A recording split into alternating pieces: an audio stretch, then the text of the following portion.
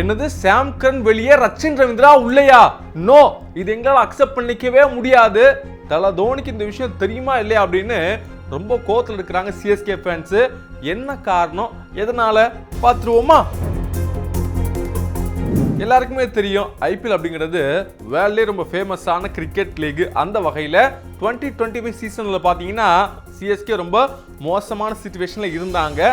டேபிளில் கடைசியான இடத்த தான் பிடிச்சாங்க. அந்த வகையில் இந்த சீசன், அதாவது அடுத்து நடக்க போகிற சீசனில் எப்படியாவது நல்ல பெர்ஃபார்ம் பண்ணணும் அப்படின்னு சிஎஸ்கே ஃபேன்ஸ்லாம் ரொம்ப அவ்வளோ காத்துக்கிட்டு இருக்கிறாங்க.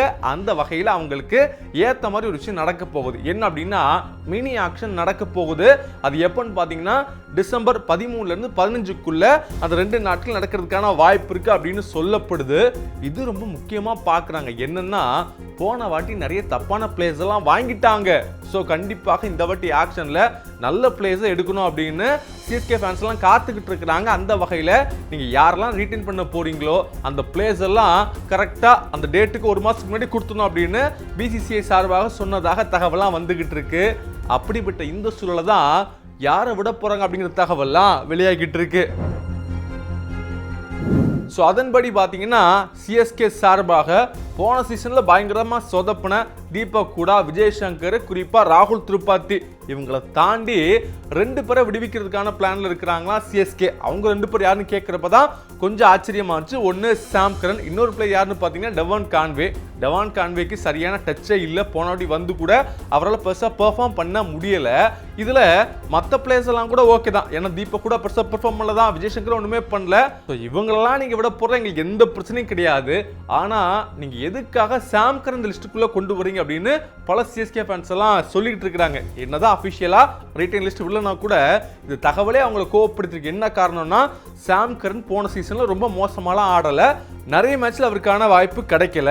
ஆனா நிச்சயமா பாத்தீங்கன்னா அவர் கிடைச்ச சான்ஸ்ல நல்லா தான் பண்ணாரு. பேட்டிங்ல சில மேட்சஸ்லாம் நல்லா தான் பண்ணார் அப்படின்னு சொல்றாங்க. இன்னொரு பக்கம் கான்வேயை எப்படியும் பெரிய பிரைஸ் கொடுத்தாலும் யாருமே எடுக்க மாட்டாங்க. ஸோ விலை கம்மியாக இருக்கும்போது எடுத்துக்கலாம் அப்படிங்கிற நம்பிக்கை சிஎஸ்கே ஃபேன்ஸுக்கு இருந்தாலும் கூட சாம் கரன் ஒரு சீசனில் பார்த்தீங்கன்னா ஹையஸ்ட்டாக பிட் பண்ண ஒரு பிளேயராக இருந்தார். ஸோ அவரை நீங்கள் ரீட்டைன் பண்ணாமல் விட்டுட்டீங்க அப்படின்னா அது ஒரு மிகப்பெரிய பிரச்சனையாக சிஎஸ்கேக்கு வந்துடும். இது டோனிக்கு எப்படி தெரியாமல் போச்சு அப்படிங்கிற மாதிரி நிறைய பேர் கேட்டுக்கிட்டு இருக்கிறாங்க. ஏன்னா டோனியை பொறுத்த வரைக்கும் சாம் கரனை அவருக்கு எப்பவுமே ரொம்ப பிடிக்கும். ஃபேன்ஸ் கூட சுட்டி குழந்தை அப்படின்னு ஆசையாக பேசிக்கிட்டு இருப்பாங்க இல்லையா, அவருக்கே இந்த விஷயம் தெரியாதான்னு கேட்குறாங்கன்னா டோனிக்கு ரொம்ப பிடிச்ச பிளேயர்ஸ் யாருன்னு பார்த்தீங்கன்னா ஆல்ரவுண்டர் தான்.